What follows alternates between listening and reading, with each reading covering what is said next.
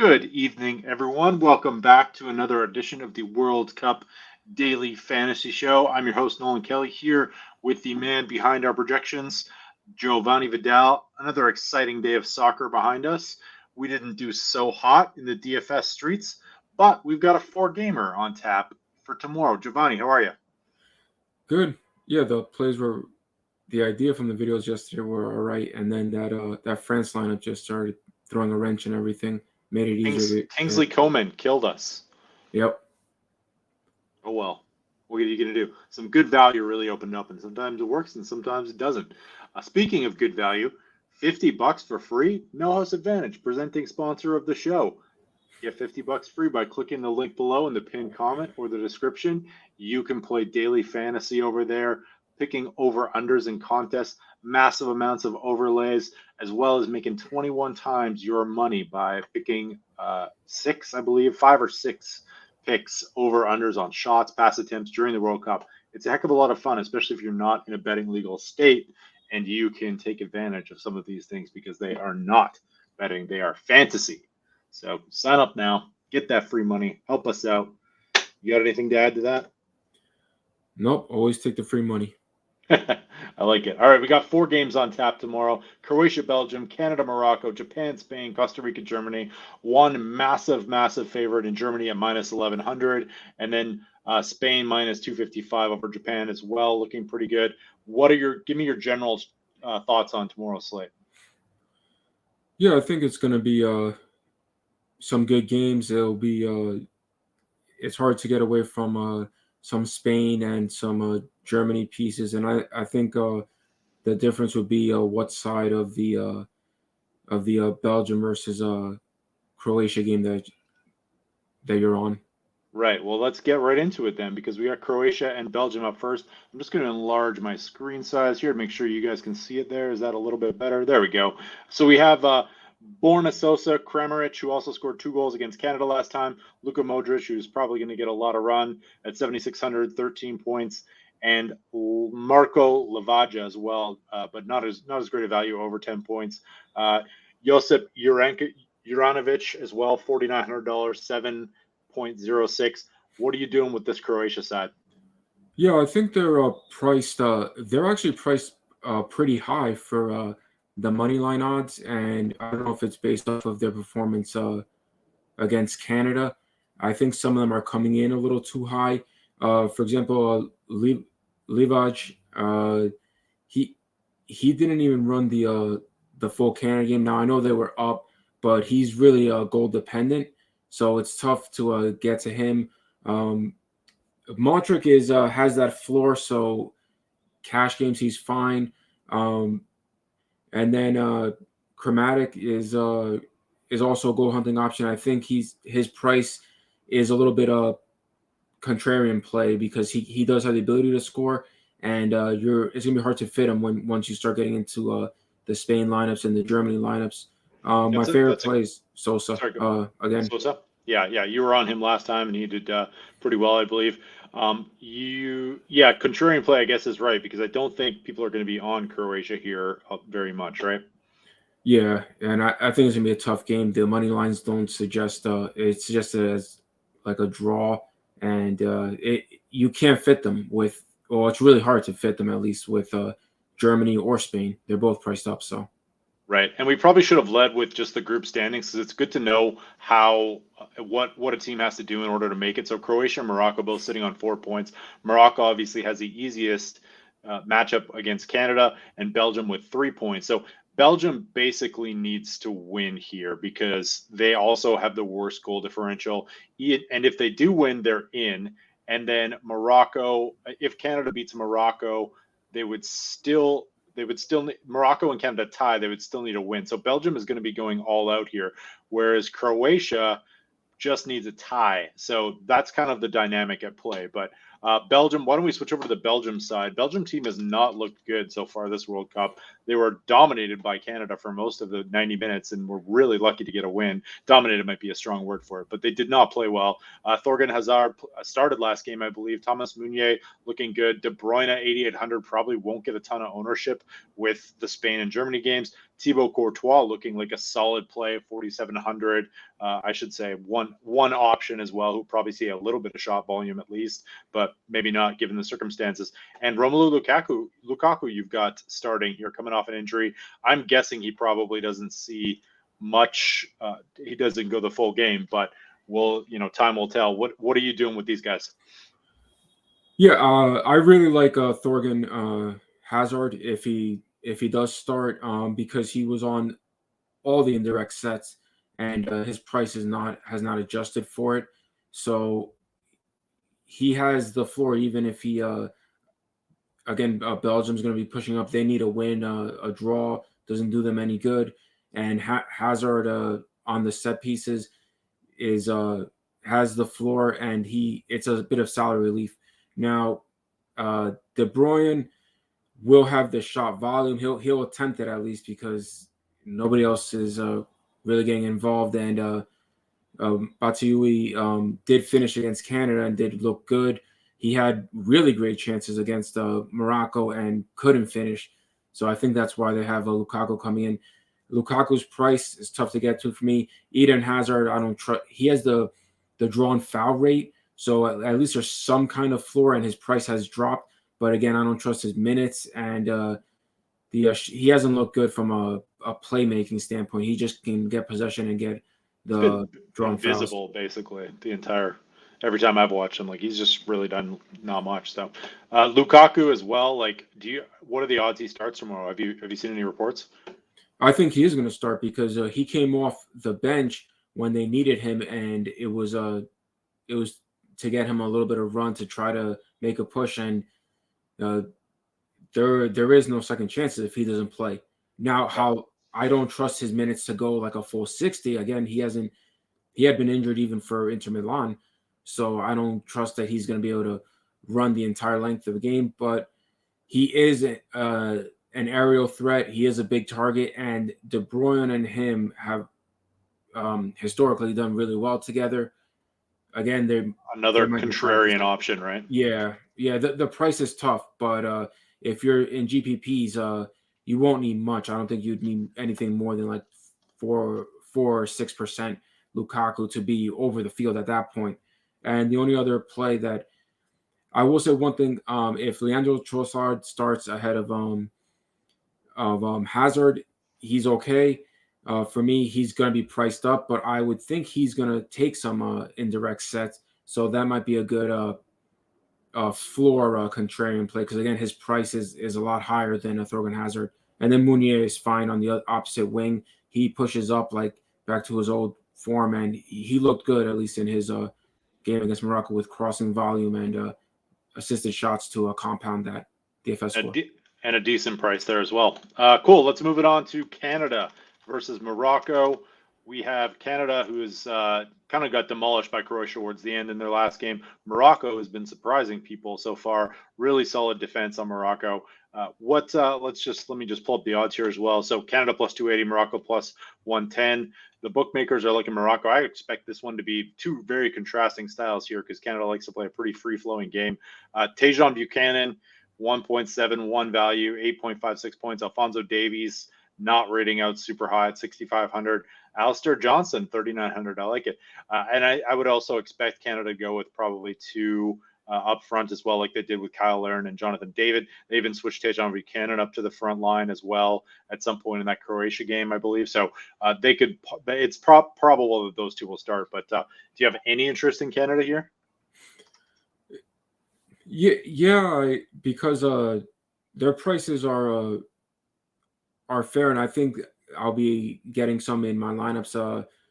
Alistair Johnson is playing like an offensive wing, and so Morocco they can do away with a draw. I believe they don't need to. Correct. So if Morocco gets a draw, you're correct. Then if Morocco gets a draw, they will go through. Yes. Yeah, so I don't think they're going to play for a draw. They obviously want the win, but they Hey, can play their hang style. on. Sorry, I got that wrong. So if Belgium wins, it would be on 6 points. Croatia could lose by 1 and have a goal differential of 2, and then Morocco would be on 2. So I'm not 100% sure on that. It could be, but maybe we'll have to look it up and get back to you on that. Sorry. Yeah, it could be that yellow card, red card rule, the like seventh leg of a God, tiebreak. that was brutal today. Yeah, no, so yeah, then Morocco, I believe they'll try to control their the same approach they've taken, and then spring out Hakim Ziyech and stuff. So for me, Canada, I think will try to at least take out Morocco. So I have no issues with again, Tajon Buchanan to me is fine because the on target rate is an issue. It has been an issue, but the shot volume is there and the crossing volume is there. So I have no issues with him. But I won't actively try to fit much of Canada. I think trying to pay up for Croatia would be a way to get different enough. I don't think you have to. Though Canada's prices are pretty low. Okay, makes sense. New York Times is saying they just need a tie, but that math doesn't check out. But I'm guessing it's probably right. Anyways, that's probably the most likely scenarios that they would go through with a draw. So let's move it over to the Moroccan side here. How do we MAR? There we go. We got some values on the slate here. Hakim Ziyech, 7,900, 2.27 value, 17.91 points. I'm guessing he's going to feature heavily for you. Ashraf Hakimi as well, 15 points, 6,800. Canada plays a pretty free-flowing style, so these guys could get some opportunities as well in the counterattack too, as we've seen with Croatia and Belgium scoring both their goals against the or scoring, I guess, 2 goals late for Croatia against the flow play. Nusser Mazraoui as well, 4,400. Seems like you're going to have a lot of these 3 guys. Anyone else in here? Yeah, I think you could also take some shots on Ed Nasri, the striker up top. He missed a couple of chances, but he was at least close to connecting. It'd be a pure goal hunting option, GPP. Hakimi and Ziyech are my main focus points. I know Ziyech is priced up a bit, but he does have the set shares, and all his direct sets are straight shots, and he's very accurate with his free kick shots. So he has the scoring upside. Hakimi, his floor can be either way: the open play on the counters and his defensive metrics. And he's really good at drawing fouls when he wins tackles or gets interceptions. So that just compounds the score. And I do think that Morocco will keep a clean sheet. So Hakimi does have that little extra clean sheet Bonus. upside. Yeah, makes sense. Awesome. Sounds good. All right, let's move it on to the next set of games, which feature Japan versus Spain and Costa Rica versus Germany, 2 big favorites. And this is where most of the ownership is going to be soaked up. Japan versus Spain, plus 750 for Japan, minus 255 for Spain. Let's start on the Japanese side. Oh, first of all, the standings, Spain has 4 points, Japan 3, Costa Rica 3 with the upset. Costa Rica has not beaten anyone on goal differential, so they're probably going to, I guess if they were to get a draw and Japan were to lose, they would go through, which is absolutely crazy. But at the same time, Germany, the heavy favorite. So the likeliest scenario here is Germany wins, having 4 points, and then Japan would need to either draw Spain and hope that Germany doesn't win by much or win outright in order to make it through. So Japan's likelihood of progressing not as much here. Spain still not guaranteed to go through, but what I'm guessing what will happen is they will probably get a couple goals early. Germany gets a couple goals early, and all of a sudden it's looking pretty good for the advancement, and they may end up pulling some people here. So what is Japan under? JPN. There we go. Okay, so Kamada, Miki Yamane, Takuma Asano, some couple guys we've talked about in the previous games as well. Do you have any interest in these guys at all going up against Spain? It's not looking like he's in the projections right now or the projected lineups. The only interest I would really have, because I think he's such a playmaker, would be Jonyu Ito, but I don't think he played even the last game when he was projected to. I know he played the first game and looked really good. Um, Outside of him, for cash games, you can go to Kamada. Um, my issue with a lot of the players from Japan is Spain controls the time of possession, so and they're not going to sit back until they at least find a goal. So that would kind of eliminate the defenders and the goalie for me.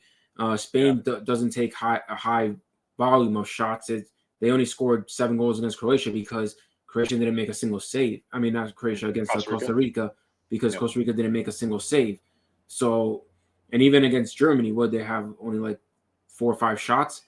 Yeah. So at most, that's a good point. Like they just soak up possession, and that means that the underlying metrics for a lot of the Japanese players are just going to be really, really low, right? And so they get nullified.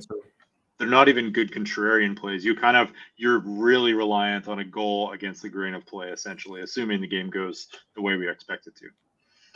Correct. So it's tough for me to get to. The only one, again, Ito, if he's in the lineup, but if he's not, then I want to say that Yamin on the back wing, just because he'll have a lot of opportunity of Danny Oma pushing against him. But unlike previous videos where the underdog wingbacks were beneficial because of, and today they were as well, the cheapo underdog wingbacks.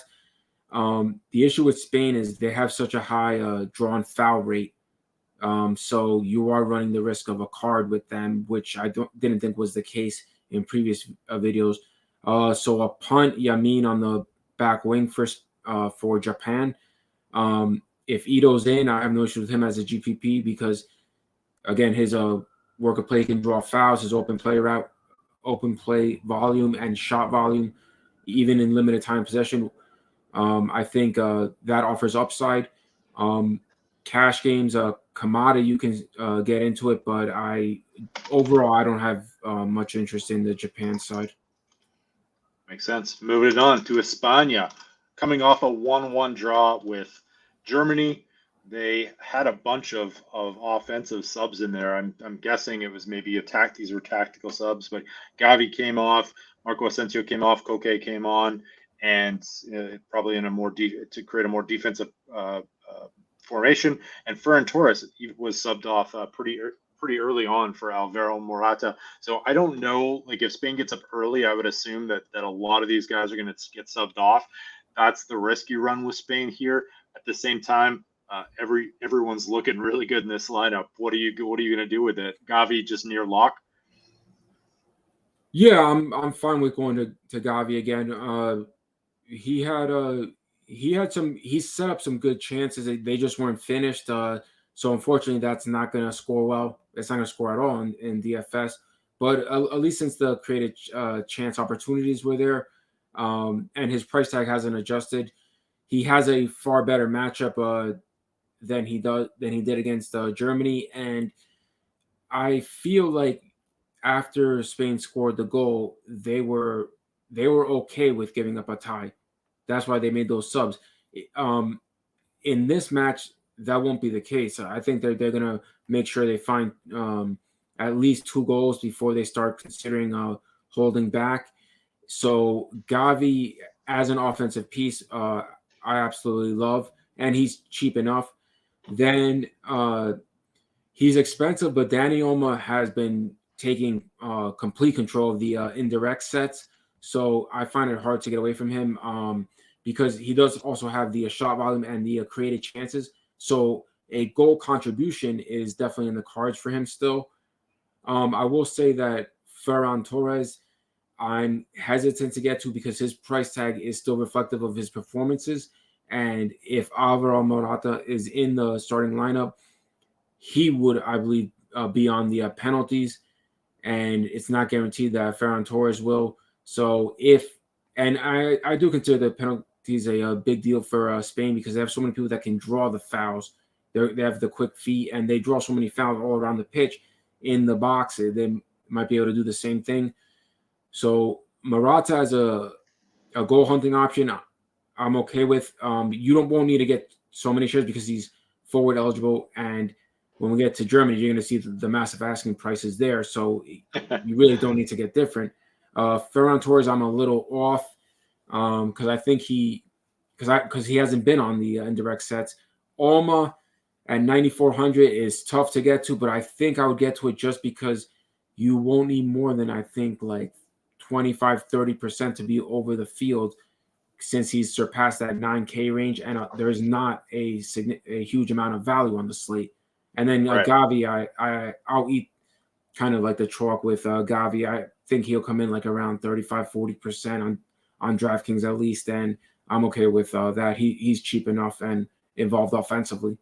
Yeah, it's just too good of a value to pass up. So I don't know. More often than not, I'm trying to get over the weight on that as well. So cool. Why don't we move it over to Germany and Costa Rica? There's going to be some serious price tags, as you noted here. Germany went with a 4-2-3-1 as well against Spain with Thomas Muller up top. Gundogan up playing as a little bit more forward than he usually does. Serge Gnabry and who else? I can't remember who else was it. Jamal Musiala as well. So let me just flip over the projections here. Let's start with why don't we start with the Costa Rica side, and then we'll finish with the German side, because we don't want to we want to save the best for last. And before, speaking of saving great value towards the end of the show here, BetMGM, bet 10, win 200.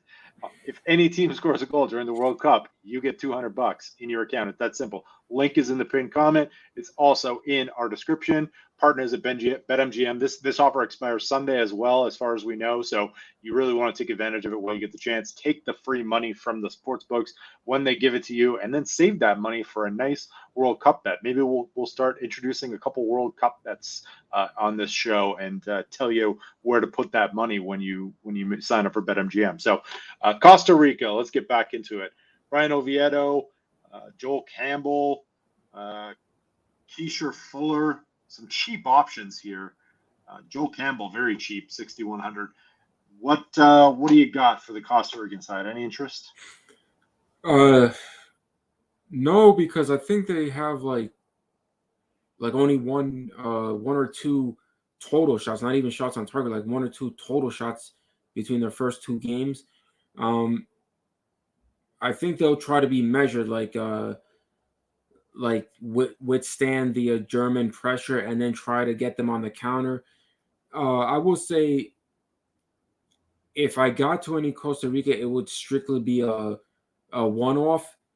And Joel Campbell, yes, he has the some set piece and drawn foul volume. I don't think they're going to get enough set piece chances, so I still can't get to him. Especially, 6,100 is tough when you have Gavi under 6K at the midfield position. I do like more so as a player. We haven't seen him in DFS a lot and stuff, but Jerson Torres, I think from an open play, he's quick enough, and he's a upside play, a pure punt, but I think that can catch Germany like on the counter of their defense, and their midfielders have put more Manuel Neuer in a tough spot. So I would say that you can punt with Jerson Torres, or I'm going back to the wingbacks that on those underdog teams that are underpriced, in my opinion. Keishon Fuller, he's really good for interceptions, tackles. He's going to be on the side with Leroy Sané and David Rome, so he'll have more than enough opportunity to at least 2x his value. And then if Costa Rica does happen to catch him on the counter, he is really good with the long ball. So you're hoping he can get like a shot assist at the very least, maybe maybe an assist if Costa Rica does find one of those miraculous goals on their like only shot of the game. But Right. from the defensive metrics is again Keishon Fuller. I'm all right with. He's cheap enough too, and I think he has the upside just on defense alone of like a 2.5, 3x value. Makes sense. Moving it on. Germany. We got a lot of options here. I think this is the first time we've seen 7 players. This is six players projected for over 10 points, all between 10 and 15. Oh, I was going to say as well, Campbell, I think, is a decent punt play because he's fast and he might be able to score against the flow play here in this one, but I wouldn't put him in too many lineups. So let's break it down here. What are the best attacking options here? It doesn't look like you like Thomas Mueller too much at 8,000, but we do have a lot of positive grades for the rest of Germany or for positive projections. How are you attacking the German side? Yeah, I think I would get up to 3 if you don't stack it with one of the defenders or the keeper. So 3 from the midfield / the forward side.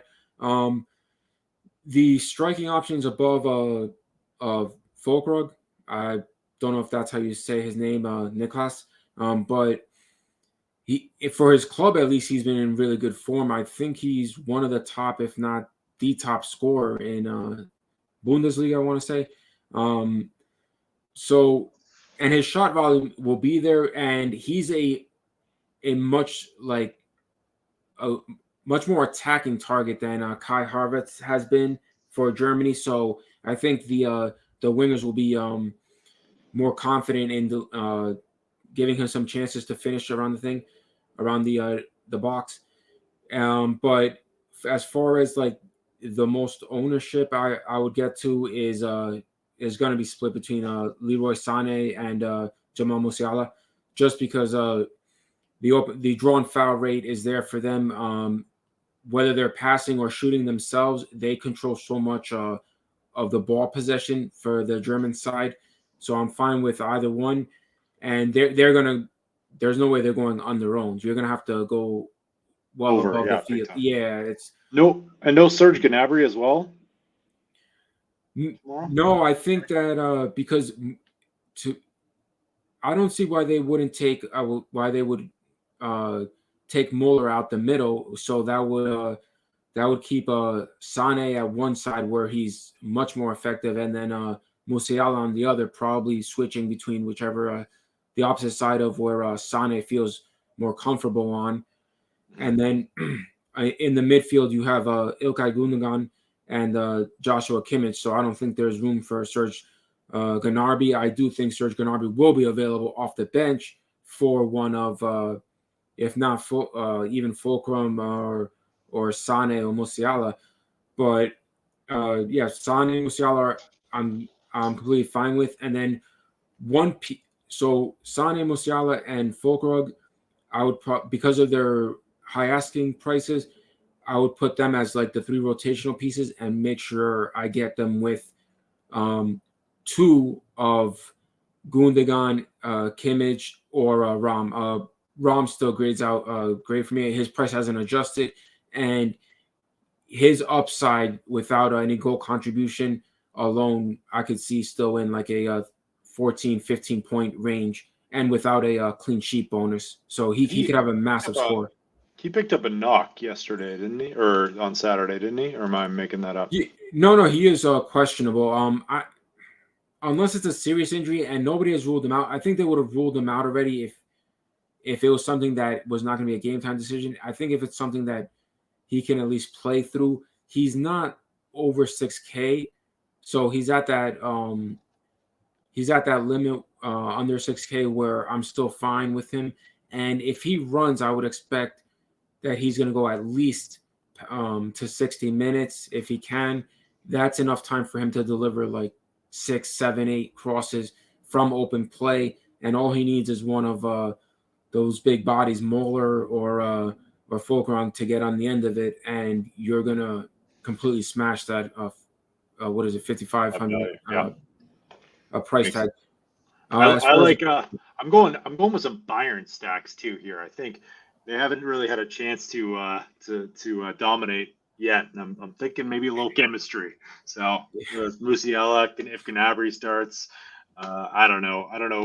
Who else? Leroy Sané, I guess, but Nicholas Füllkrug as well. 10 goals this season in the Bundesliga for Werder Bremen. So there you go. If he got one off the bench last time, if he can repeat that, then you're sitting pretty. But I would say probably best to be checking your lineups for this one and making sure if you can be around your lineups to make sure you got the right pieces in there. One more thing I wanted to ask you as well, Jovanni. Do you like the idea of Germany stacks with the Japanese goalie? I believe it's Gonda, or Spain stacks with Keylor Navas and hope that maybe one of them sees a lot of shot volume but not a lot of goals. So you're kind of eliminating other people in a large field GPP. Yeah, I would feel more comfortable with again. So from a quickly from a math standpoint, Germany is like a minus 1,000 favorite. So realistically, Keylor Navas's price tag on DraftKings at least should be $900, not 3,600. If you go from an odds based perspective, whereas Gunda for Japan, and Japan's side is like a plus 220 favorite, and he's only $300 more than 200 more, yeah. Yeah, so mathematically, I think it would make no sense to go with Navas. You'd have to see something pretty special. You're severely compounding the odds against you by doing that, because you're paying for somebody that's priced as a plus 300 or less underdog, versus when they're realistic. What about the shot volume though, right? I think what you're saying is you're just basing that on Germany scores 3 goals, but like we saw today where somebody had 9 shots on target. You're hoping for those 9 shots on target. And the Poland goalie, Szczesny. he had nine saves before he conceded the 2 goals. But so from can work out, I guess, is what I'm saying. That's all. Yeah, it can. I think that to me, Japan can give up as many shots as Spain. From an offensive standpoint, I prefer Germany's approach of just letting it rip, rather than Spain's passing it till they get the premier opportunity to shoot. But right. From a goalie standpoint, you can easily see 4 to 5 shots, even up to 10 shots from Spain or from Germany, depending if they concede first, or depending if when they hear on that loudspeaker in the stadium, the game starts at the same time, everybody knows when the other team has taken the lead and what they have to do if they have to push the tempo. So makes sense. All right, let's get on out of here. Give me your top 3 owned plays on the slate tomorrow. Gavi, Thorgan Hazard. Sorry, I was trying to guess for you. Yeah, Hakeem Ziyech. Those are my 3 guesses.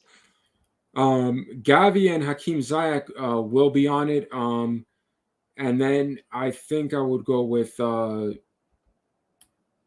if a Thorgan Hazard is there, just because them 3 let you mix and match all sorts of combos from Germany, from Spain, and just do a slight combo from one of them with a one-off from Croatia to get different. Makes sense. All right, that is our final day of the group stage tomorrow. Or sorry, we will be covering our final day of the group stage tomorrow between groups G and H. Still a lot up for grabs, I think, other than maybe Portugal and Brazil, who've pretty much qualified at this point. Brazil is already through. So is Portugal. Never mind, they both qualified. So don't forget to sign up for NHA. Don't forget to take your free money from BetMGM. Thank you to NHA, sponsors of this show. Couldn't do it without you. Appreciate you guys using that link and taking your free $50. Helps us out a lot. Link is in the pinned comment section. Let's get on out of here. Thank you for watching. Thank you, guys.